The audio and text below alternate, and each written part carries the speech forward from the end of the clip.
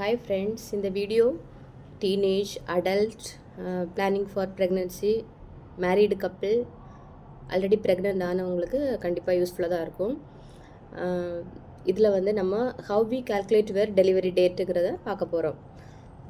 For example LMBங்கிறது last menstrual period, EDDங்கிறது expected date for delivery.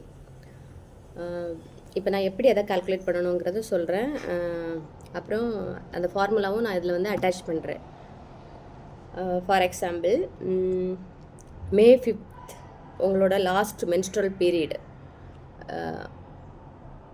அப்போது May 5 + 7 ஆட் பண்ணுங்கள். அப்புறம் -3 months அப்படின்னா May 5th + 7 ஆட் பண்ணும்போது May 12. அதுக்கப்புறம் அதுலேருந்து 3 months மைனஸ் பண்ணும்போது என்ன டேட் வரும் அப்படின்னா February 12. February 12 கூட 1 year வந்து ஆட் பண்ணணும்.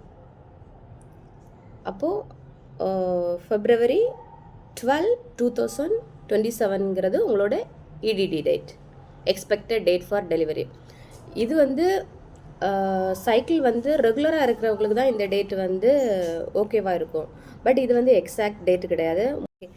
அப்புறம் if cycle R irregular early scan பண்ணி அவங்க வந்து உங்களோட EDD டேட்டை கரெக்டாக சொல்லுவாங்க.